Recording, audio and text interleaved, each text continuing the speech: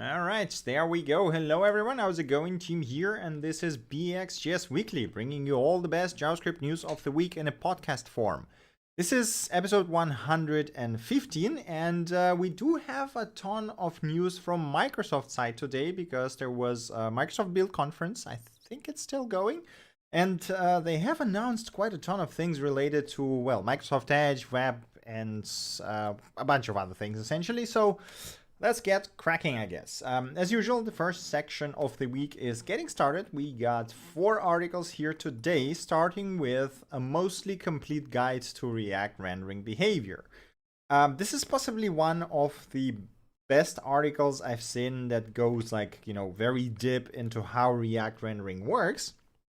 And I think this is basically invaluable if you are just getting started with React and you're still not 100% sure how does the rendering happens, what do you have to keep in mind, and how do you optimize for better performance, essentially. And this article covers most of it. So if you are into React and you're just starting, or you've been coding for some time and you're not completely sure about the rendering, then do check this article out. It's probably exactly what you were looking for.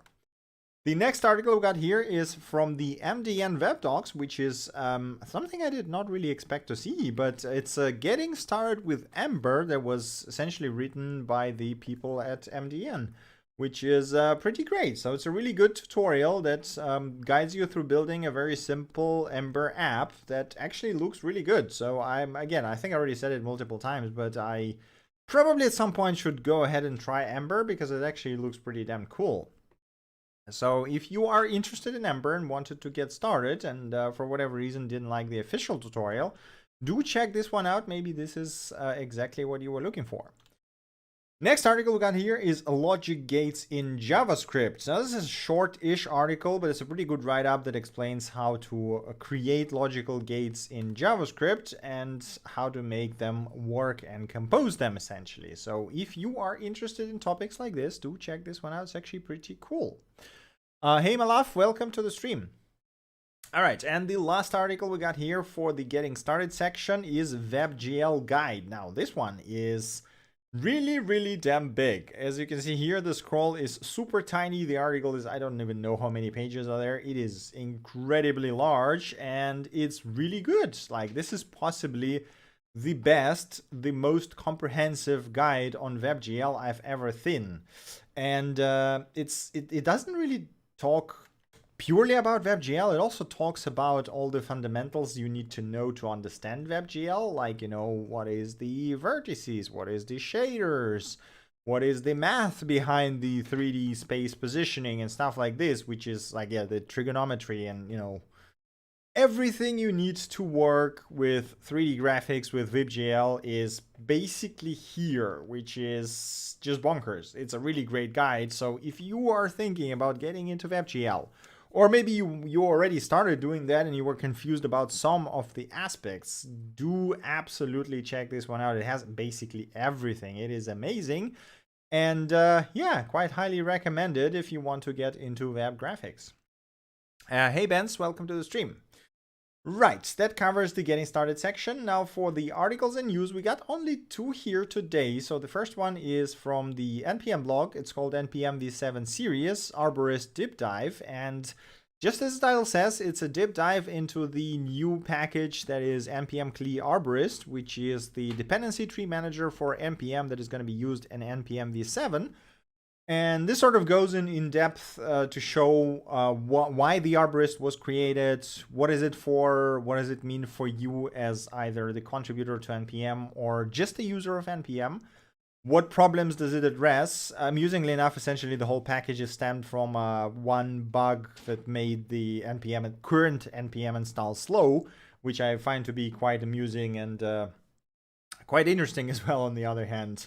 And then it just goes into, talk about what are the changes, how exactly the Arborist works in comparison to the current approach, what kind of features does it bring on table, such as, automatic updates, log files as continuously updated metadata, and a bunch of other things such as workspaces, working with peer dependencies and things like this. So if you are curious about the future NPM, and I mean, if you're using Node.js, you should be, do check this one out. There's a whole ton of really interesting information here, and it was pretty interesting to read through all of those things that went into seemingly, not that complex of a package when you start thinking about it, right? It's just like, hey, dependency management, how hard could it be?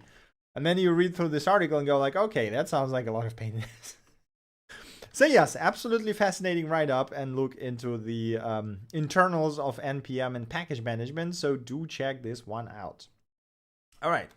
The last article we got here for today is titled The Third Age of JavaScript, and the article itself is not that big. So it's essentially just a couple of pages of write-up that argues that we're basically going into the third age of JavaScript, as the author here calls it. And the idea is that we had the first age, which was from 1997 to 2007 or so, which was basically focused on making the JavaScript the language better. Then we had the second age, which was from 2009 to 2019, which essentially was focusing on making JavaScript tooling better. And now we have the third age, which will focus on, as the author frames it, collapsing layers, which is an interesting idea. And the gist is that essentially the JavaScript ecosystem will focus on simplifying the tooling that we have right now and collapsing it into a more robust, better, I don't know, like leaner projects, I guess, right? So more collapsed projects, if that's a thing. It's an interesting thought, and I like there's like 3 discussions linked here: Hacker News, Twitter, Dev2, and I think there was like one on Reddit or something. And a lot of people agree with the author, and then a lot of people disagree with him. And there's like straight up, I think there was like a straight up holy war on Reddit at some point about this article. But I think it poses an interesting question as to, where does the JavaScript go once we basically, at this point, the language is pretty much stabilized, right? So yes, there are some additional features that are coming to the language, like the pipeline operator. I don't know if we'll ever see that landed, or a bunch of other minor-ish features that don't really change the language too much and just basically improve it syntactically. But it's kind of it's a nice language right now. It's very nice to use it. We have the ES modules. It's all cool and all, and now we have a pretty good tooling, even though stuff like Webpack, it is very hard to use, right? So if you ever try to write a Webpack config, you know how hard that thing is. And yes, it's extremely powerful. You can do amazing things with it, but it will take you a few months to figure out how the hell does this thing works. How do you cobble it all together, add the plugins, configure your pipelines? It is not a simple task, and this is exactly why I personally prefer using things like Next.js or Nuxt, for Vue or whatever, the frameworks that basically do that for me, right? Because then I don't have to think about the config, because I've written enough Webpack configs for my time, and I never want to touch that again. So the whole idea of tools that are just as good as Webpack, but simpler, where you don't have to, spend months learning how they work and how to configure properly the pipelines for your specific projects, seems like a pretty reasonable development of the whole like JavaScript ecosystem. Again, if you're curious, do check out the discussions, as I said, on Hacker News, on Dev2. There was one on Reddit, or maybe more than one on Reddit, so feel free to look there. But Reddit is generally not that good a place for discussions. But yeah, Webpack config is scary as hell. Oh yeah, definitely. I mean, the thing is, it's amazingly powerful, and you can literally do just about anything with it. But man, the complexity there is just like mind-blowing. Anyway, it's a really good think piece, and I think asks a really good question as to where are we going from there. But we're probably going to find out in the next year or so. I personally agree with the notion that, we're going to go into the route of simplifying the tooling and making it more straightforward and easier to work with, essentially. All right. Anyway, that's it for the articles and news. Just 2 of them this time around. Now we're coming to the tips, tricks, and bit-sized awesomeness. Majority of them are coming from the Microsoft, as I said, because there was the Microsoft Build conference, but there's a bunch of other things that are also pretty cool. So the first one here is the announcement from Develop It, also known as Jason Miller, or I guess it's the other way around actually, but anyway. So he's the author of Preact, for example, and a bunch of other really cool tiny libraries.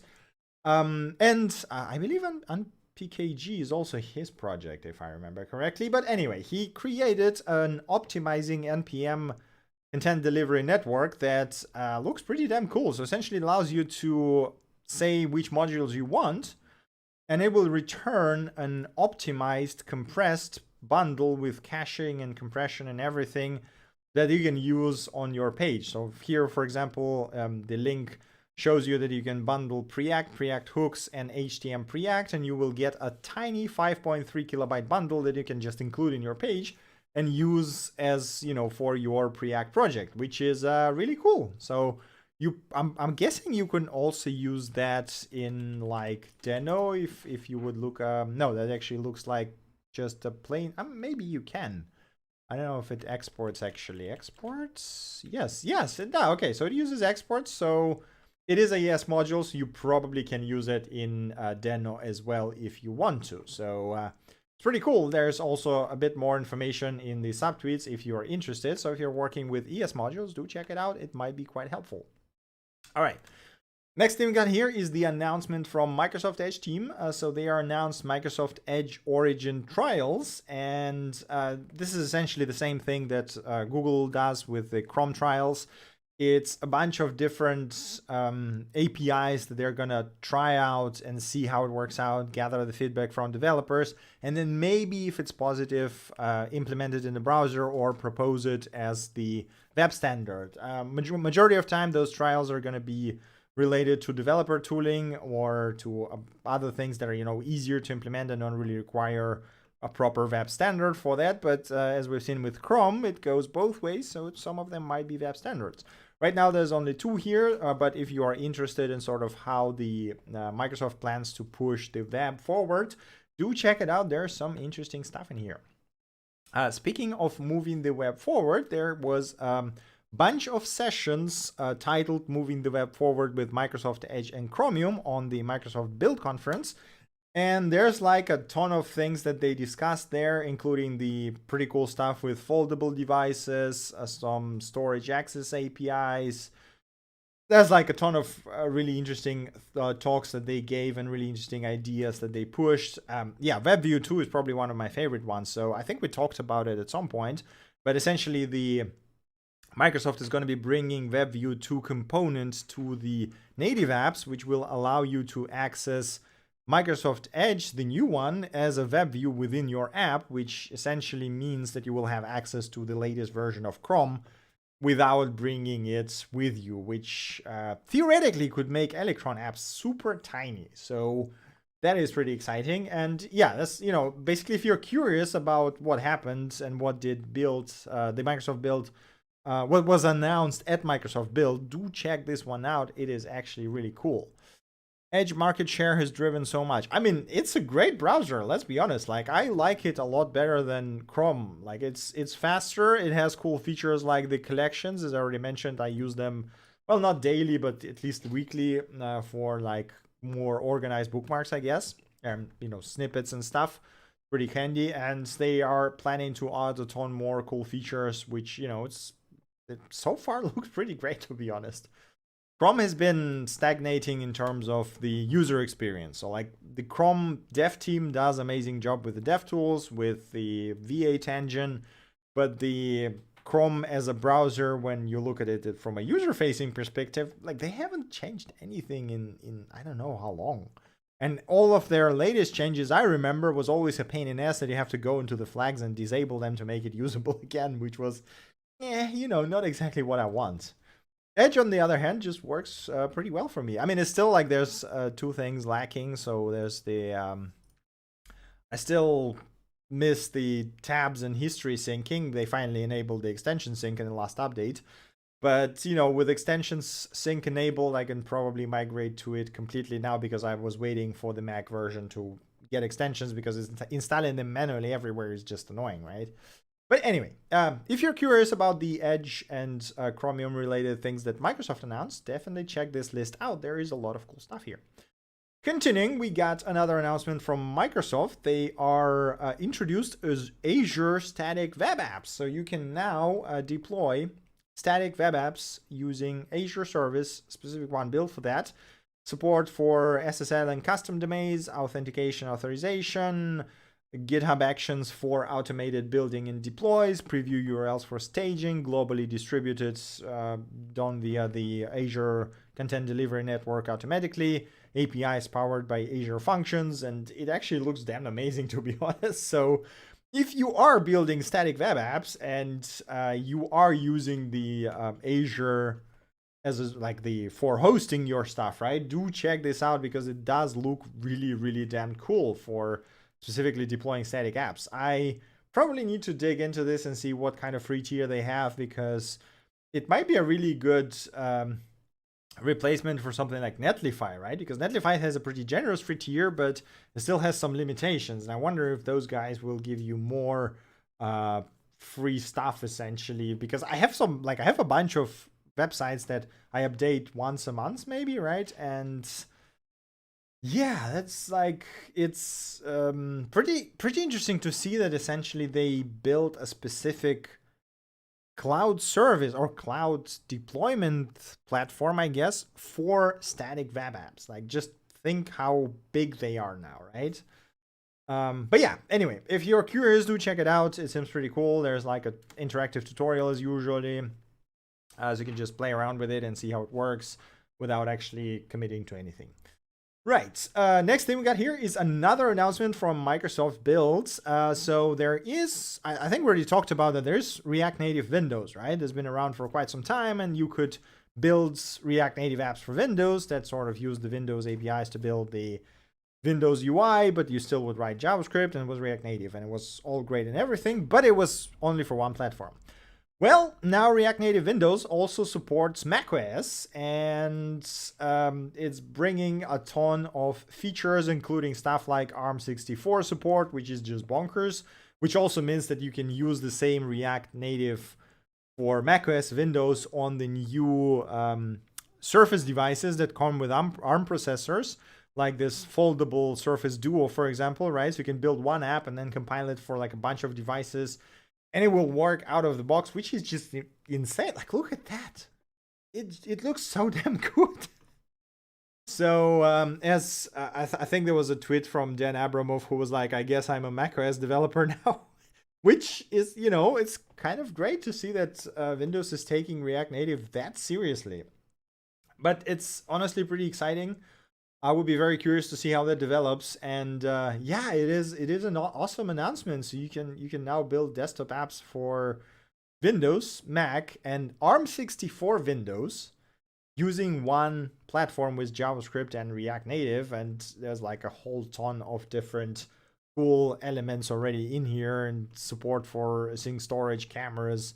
WebView, I believe, this is probably gonna be the WebView 2, right? Which will basically give you the Chrome, which is, again, essentially you can use React Native to build your app, package it, and then use a WebView, which is gonna come from Chrome, which means your app is gonna be super tiny, to build a progressive web app that's gonna be just a few megabytes of size instead of, dragging in Electron, which honestly sounds pretty damn exciting. Anyway, if you're curious, do check out the announcement and the React Native 0.62 itself. Again, I think it's preview now, so it's not, I'm not sure how stable that is, but probably stable enough to be used, I guess. I honestly don't know. Maybe I should do a stream on that because it looks really, really cool. What about the versions? Is all of them preview? Master, vNext. Yeah, okay, so it seems like it, no, there is a stable version. Okay, interesting. Anyway, if you're curious, do check it out. It seems like a really cool platform, essentially. I mean, React Native is great for quite a lot of apps. And now we can use it to build native apps, which is, again, pretty mind-blowing that this is a thing in 2020.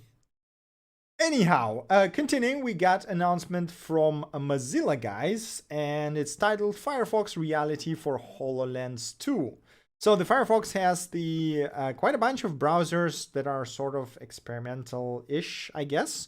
So they released the Firefox browser for VR. They released it for, I mean, there was mixed reality stuff for the Windows. And now they're releasing the Firefox Reality for HoloLens 2. Now, the thing is, I imagine not many of you have HoloLens 2. I'm not even sure how many people in general have it, because the Oh no, sorry, HoloLens. Oh man, yes, it is a Microsoft. I'm confusing it with the Magic Leap. God damn it, those guys. Okay, so HoloLens is the Microsoft's mixed reality headset, right? And it's an enterprise thing that's been selling for quite some time. So I guess, okay, this is probably a lot more widespread than the Magic Leap that is just some weird thing that keeps raising money and not showing anything to public, I guess. Anyhow, now there's a really cool demo here. So you can actually browse the web using Firefox Reality, using HoloLens, right? And the cool thing is, doesn't just show you the flat surfaces and you can look at the whatever is, the website, but it also allows you to go into 3D space and actually interact with it in a full like VR, AR, or I guess mixed reality space, right? Which is pretty damn cool. And I already seen some demos that basically allowed you to interactively code with stuff when you do that. I think, oh yeah, right. It's going to be later on today in the library section.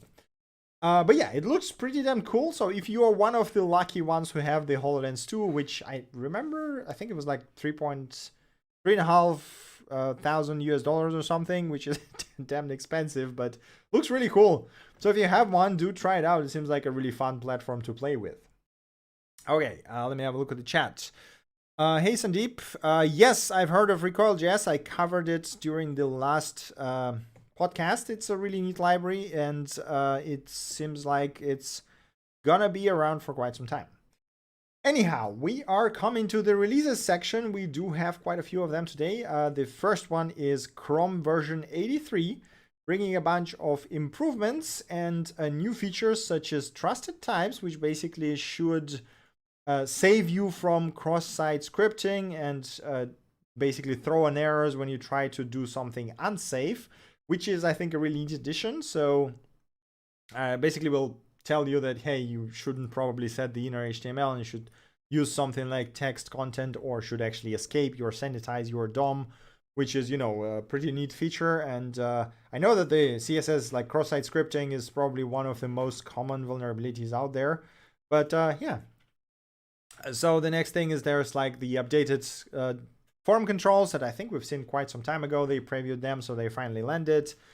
There's also a bunch of new origin trials if you're curious, and they finally added the core web vitals that we talked about last time.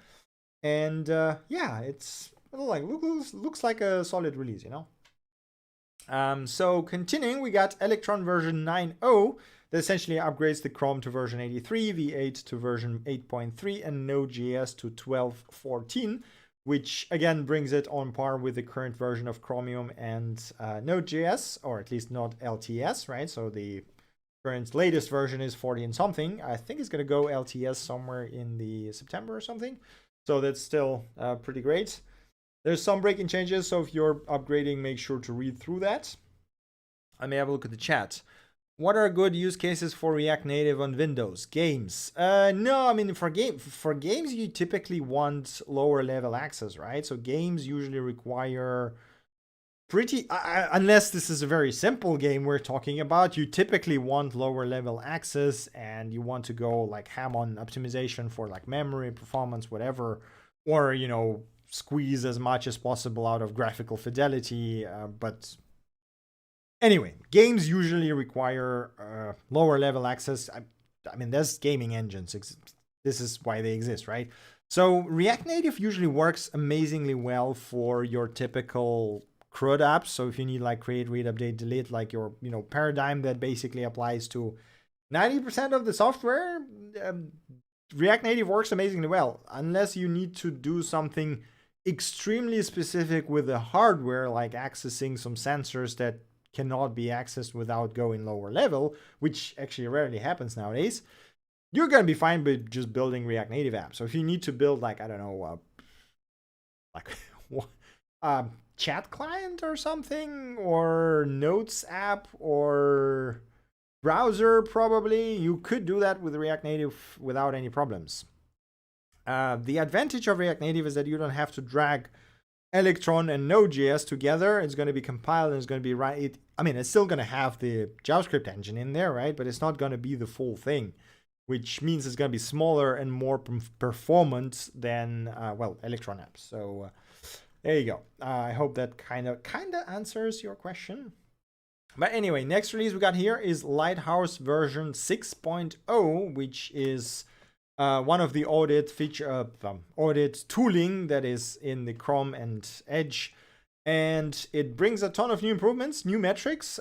Again, the same metrics that we've been talking about before, such as time, total blocking time, cognitive layout shifts, and largest contentful paint, which is great to see essentially integrated. I'm guessing you can now use Puppeteer to get all of those metrics in just one simple run, which, yeah, again, so, you know, if you care about performance, do check it out. There's a whole ton of new things that are pretty damn good. Okay, let me have a look at the chat. Which hosting service would you use if you build a mobile app now? I mean, that depends on the app. Like, it's really hard to say, you know, abstracting out from everything. Like, I'm building this abstract app. What kind of XYZ do I need? I don't know. It totally depends on the app. Is your app going to do a lot of reads, a lot of writes? Are there going to be like millions of users that do it concurrently, or are you just going to have people who like use it once a day and you don't expect any loads? All of those things basically all of those things define what kind of backend would you build, what kind of hosting would you use. Would you use Amazon Web Services? Would it be just, you know, compute instances, or would it be serverless functions? It all heavily depends on the functionality and the loads you expect, essentially. So it's if you ask a question without any specifics, it's basically impossible to answer. If I would just say, okay, I want to build some prototype, I would just take my cheap ass virtual box that I have right now at the Scaleway and just use that. But obviously that's not going to scale, right? But yeah, it's like, it's a very hard to answer without knowing specifics. Anyhow, continuing, we got Node.js version 14.3, which brings REPL previews with improved auto-completion. So you can actually now see the preview of the command if you execute that. But that's not my favorite feature. It's finally here. We got top level await. You can finally just write await something right on the top level and it will work. Like, I've been waiting for that. No more async main function run. Oh, I wanted this for years. Maybe not for years, but at least for a year, I think. So since we got the await keyword, and, you know, since we had the async functions, it's apparently adding it wasn't as an easy task as it sounds, but man, I'm really happy this is finally here. So if you're using latest version, as I do, make sure to upgrade. So now you can use top level await without thinking too much about wrapping it up in immediately invoked functions or main function or whatever, which is pretty great news. Okay. And the last release we got here is Reveal.js version 4.0 that brings a whole ton of features, really. I mean, if you never heard about Reveal, it's an HTML presentation framework that is pretty good. And my favorite feature for the version 4.0 is auto animate. So yeah, essentially it's just, you know, this is a framework that allows you to build the nice slides that looks like this. And now they have automated animations that transition from one element to another. So you have similar looking, if you have similar looking elements across slides that somehow change, it will actually automatically animate them to make it look really damn good. Like, look at that. Just look at this stuff. And you don't have to write anything. This is done automatically. It's just bonkers. So if you are writing presentations and if you wanted to do it in HTML, do check this one out. It's actually really damn good. All right, that's it for releases. Now we got libs and demos. And we do have some really interesting things here today. Like Keynote Magic. Yeah, exactly. It is very similar to what Keynote does. Okay, so the first library we got here today is react-xr, a VR AR with React 3 Fiber. This is what I was talking about before. And yeah, it's a library that allows you to build VR and AR apps with React 3 Fiber. And there's some really impressive demos here. And yeah, it looks really damn cool. So if you have an AR glasses or VR helmet, which is more likely, I guess, at this stage, do check this one out. It seems like it's actually really easy to create a new React app using this. It's literally just a bunch of tags, and then it just works. Again, this is something that makes me very excited about the web. I probably should try to do a stream with that, but I'm not sure how would I capture the whole like VR thing. I guess I could. Oh, anyway. This is a really cool library, so if you are into the mixed reality, do check this one out. It looks really cool. Okay, next thing we got here is XP.css. Yes, this is literally styles for Windows XP. If you ever wanted to build a website that looks like it's a Windows XP website, or like that looks like it's a literally Windows XP, do check this one out. It actually looks really damn good. So yeah, that's the thing. And it also has the Windows 98 theme, which I think I covered last time, but maybe that's a different one. Anyway, next thing we got here is react-nano-state. So this is, this is the shareable state for React that is inspired by Recoil.js and is essentially slice of Recoil without a bunch of features that just gives you those containers, and then you can use the values of containers in your code. So without any other features, which I guess could be useful in some cases because this is super tiny and just a few bytes, might be helpful in some very simple cases. But yeah, anyway, continuing, we got a store. Apologies, let me just drink some coffee. Okay, so we got store, a beautifully simple framework agnostic modern state management library, as the description says. And yeah, it's just, you know, another state management library that has some hooks for the React included, and it basically relies on the ES6 proxy for monitoring the data changes. That means that if you're targeting the browsers that don't support proxy, you will not be able to use that. If you are not, then do check it out. I mean, it looks okay. I still prefer the, you know, like Recoil, for example, approach, or Apollo GraphQL approach, because it just makes more sense to me, but that doesn't look too bad. Right, continuing, we got deno-playground. If you wanted to play around with Deno, but did not want to install it for whatever reason, or just wanted to try it out on the web, you can do it right here. And yeah, it's just basically runs it on server and returns you the output from the console. It looks okay, yeah, right? It's just the deno-playground. I'm kind of, once I've seen it first, I thought that maybe it was purely client-side, and I started wondering if you could compile Deno to WebAssembly and then run it inside the browser. But no, apparently it just runs it on a server side and then shows you the output, which is, you know, still perfectly fine, but not quite as crazy as I expected. Continuing, we got Effector, yet another state management library. So this has been around for quite some time, it seems, because it's already version 20. So it's pretty stable, and essentially you can use it with, well, just about anything. There's like bindings for, I mean, you can use it in Node.js if you want to. It looks quite nice, seems pretty well supported with a tons of features. So if you were looking for a well-maintained state library, do check this one out.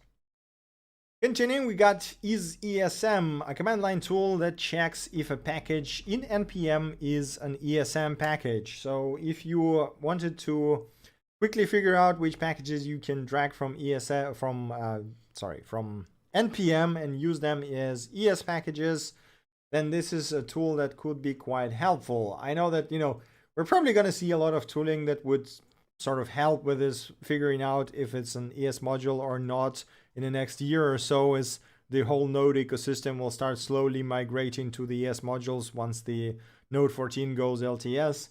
But yeah, it seems like it could be quite handy, and you can also just run npx is-esm and then the module name without installing it globally as usual, which, you know, seems like it might be handy. All right, next thing we got here is ChartS.css, or as they abbreviated, css.css, which doesn't make any sense, but anyway. It's CSS that allows you to create accessible HTML CSS charts with Markdown support. Essentially, you can write stuff in Markdown and then get charts like this that look pretty damn good, to be honest, and all of that is done with pure CSS. So if you're doing a lot of Markdown things with charts, do check this one out. It actually might help you quite a bit. All right. Next thing we got here is Omelette. That's probably my favorite library for this week. It's a simple template-based auto-completion tool for Node and Deno projects with super easy API. It literally allows you to define your own auto-completions for the command line tools in a very simple syntax that looks freaking amazing, to be honest. And it works with both Node and Deno, which is even better. So if you're building your own command line tools and wanted to add some auto-completion to them, do check this one out. It's actually really damn good. So there you go. Next thing we got here is deno-docker, an unofficial set of Docker images and Docker files for Deno that are based on Alpine, CentOS, Debian, and Ubuntu. I'm again blown away by the sizes of those images. I mean, Node Alpine is not too much bigger. So I think, okay, I mean, it is like twice bigger than that. I think it's like about 40 megs, but it's just 23 megabytes for the Deno Alpine image, which is just bonkers, and 47, 48 megs for the Debian Ubuntu images. Again, you know, this is like the efficiency of Deno is just mind blowing. I would not like, one thing I want to note here is that in this case, the author basically uses, he copies the code of the app into the Docker image and then runs deno cache and then uses deno run as a command, right? So that feels like not doing it quite right, because you would have all of those dependencies inside the Docker image, which doesn't make sense, because they are exactly the same as, you know, doing the deno cache deno bundle and then using just that bundle in your Docker image. Why not just do that?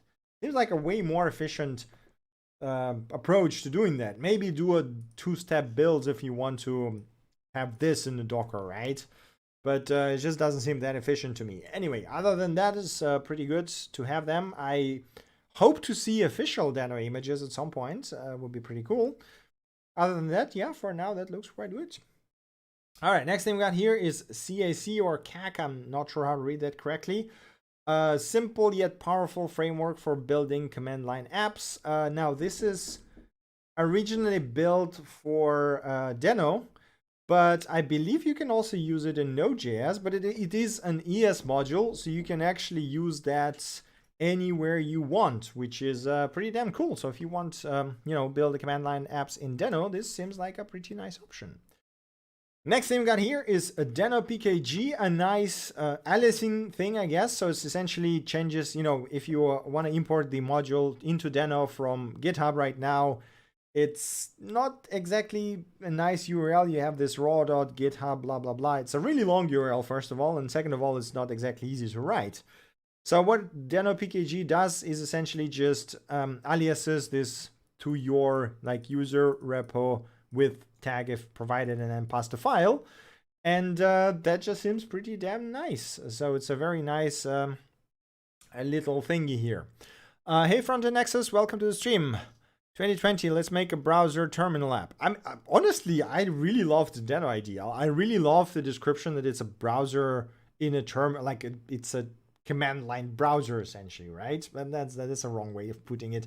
It's a browser for, what was the phrasing of it, man? I really like the description of, what was it? A web browser for command line scripts. Yeah, that's a really, really cool way of putting it, and I really like this paradigm.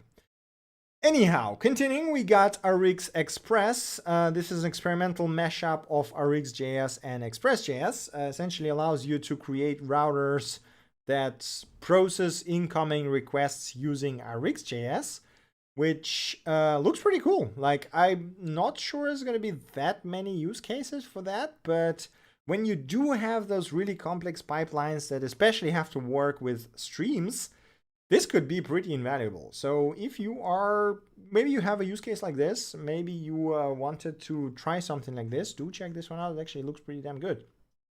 All right. And the last library we have here for today is nanopop. It is a minimalistic small positioning engine built for high performance, minimal footprint, and maximum control over positioning behavior. Essentially allows you to position things around each other with this nice example here. So could be quite useful in some cases. I know that, you know, when you try to pull that off manually, it's usually a pain in the ass to actually do that properly. This library basically simplifies that for you. The API seems to be pretty simple and yeah, looks pretty nice. All right. That's it for the libs and demos. We have two more interesting things here. Well, one of them is a bit silly, but also crazy. The first thing is, again, another announcement from Microsoft Builds. Microsoft is building official Windows Package Manager. Finally, after hell knows how many years, we are getting command line package manager for Windows that is gonna work and gonna be official and probably gonna get integrated into Windows at some point.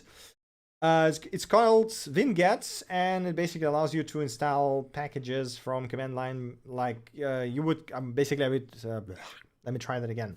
So there's existing ones right now like the Choco or Scoop, right? And they are unofficial, but still quite widely used. I also use Choco because it's just nice. But now we're getting the official one, which is pretty great.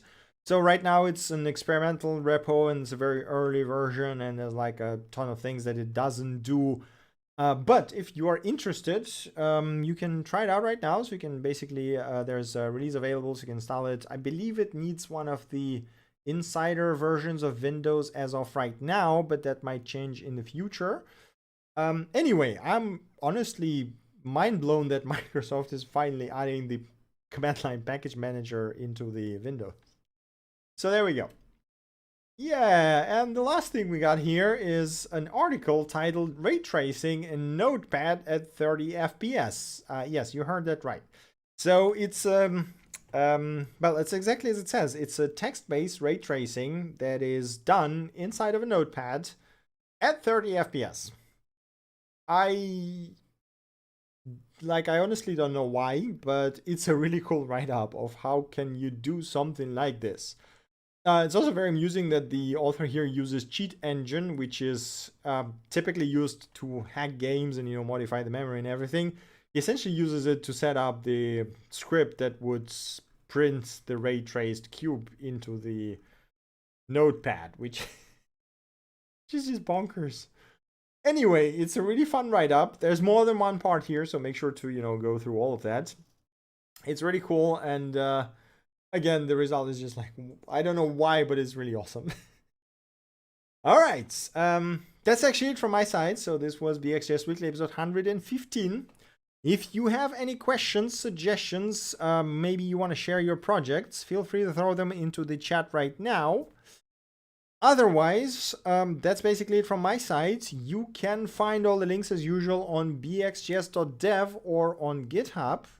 You can join our Discord server if you want to chat about any of that stuff or video games or whatever. What else? You can follow me on Twitter for some shit posting and a bit of JavaScript news. You can subscribe to YouTube and watch the VODs there. You can follow me on Twitch or Mixer if you want to. What else? I think, oh yeah, if you want to, you can listen to the podcast in the audio form on Anchor or iTunes or Spotify or whatever. I think it should be everywhere now. And I think that's basically it. So let me have a look at the chat. Speed hacking is a must in MMORPG games. No, I don't think so. I mean, speed hacking in MMORPGs gets you banned real fast nowadays. I mean, maybe on private servers where you can just dick around, yes, but yeah. Tim, what are you really excited about these days? Honestly, augmented reality. So there was a recent leak that Apple might show the Apple glasses soon, or I think it was just Apple Glass, and I think this is going to be the next area that's basically going to change everything. I think I already talked about it at some point, but like, VR is cool and everything, and I still like play Oculus Quest from time to time and some VR games, but VR is just like, it's nice and fun and can be useful at times, but I think AR is basically going to change how we interact with the content. And this is what just like, if pulled off correctly, we still might be like 5 years away from that. But yeah, I'm really curious to see when the first AR consumer devices are going to start to emerge. First generation is probably going to be, but we're going to get there in 3-4 generations after that, as it happened with VR or like smartwatches or whatever. But yeah. Right, so do we have any more questions or suggestions? And yes, don't forget to join Discord. It is generally fun discussions there. And I think that's basically it from my side. So I'm gonna give you a couple more minutes to think if you have any more questions or suggestions. otherwise, that's basically it. It was BxJS Weekly Microsoft edition, I guess, because we get like so many announcements from Microsoft side. It's just crazy. But yeah, it's really cool to see that Microsoft doing so many awesome things. Why did Google Glass fail? I mean, it's on one hand, Google Glass was a really nice prototype. On the other hand, it was too expensive and too little for the price. Like, it was bulky, it wasn't convenient because you had like this very tiny FOV thing in front of you. You had to put it on top of your glasses, not inside of your glasses. And I mean, it was like, for the time, it was a really cool thing, but it's definitely was not ready for consumer markets, right? So it's like, I'm hoping the Apple can, you know, do the same thing they did with iPhone here, because prior to there was also other touchscreen and like the stylus screen or whatever devices that were released before the iPhone, right? But none of them nailed it as good as Apple did with AR. And I think that they might repeat that success of iPhone with their Apple Glass if that was not a fake leak. I mean, you know, according to the old news we've seen before that, where they hired the people who did like AR, VR or whatever, it seems plausible that they would do that. But if not Apple, then there's probably going to be someone else who would pull it off. And there's probably going to be the next industry that's going to be as big as the mobile phones right now. And I just imagine the possibilities, right? Right now, I'm sitting in glasses already, like I'm blind, right? So I need glasses anyway. And I have those two screens, right? My main screen is where I stream from, where I play video games, where I do all the stuff. The second screen is used as an off screen where I have the chat, I have my control panel, I have whatever. I don't really use it that much, right? So imagine if I had AR glasses, I could throw away my second screen. I can just buy one big screen, and then I can use my AR glasses to put all this additional information on the wall next to me or on the table without actually interfering with the things there, which is like, the possibilities are just insane. Like, imagine you wake up, you put your glasses on, you go into the kitchen, and then you have a calendar pin there on the wall. Like, this stuff is just, man, I don't know when we get to that point, but I like, oh man, I just really, really, really love the idea.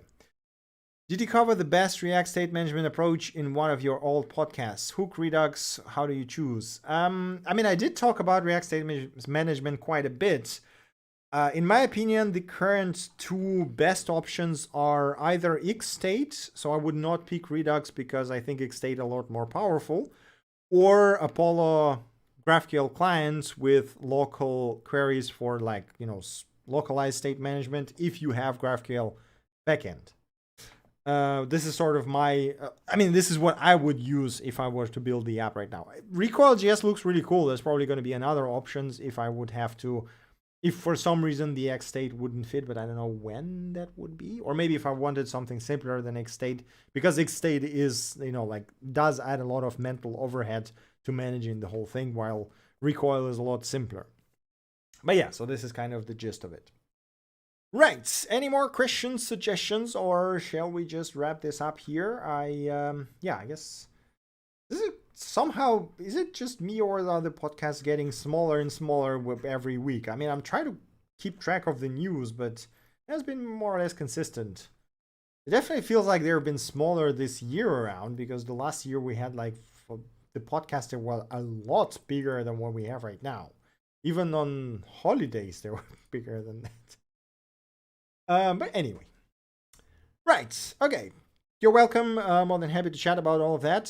So I guess that's it. No more questions, suggestions. So as usual, thank you guys very much for watching. Thank you for your continued support. As usual, you can find all the things on the GitHub. You can watch the VOD right after the stream is finished. Join our Discord to chat. Have an awesome rest of the weekend or rest of the week if you're watching the VOD of this. Stay safe, don't get sick, and I see you around for the live stream on Wednesday probably.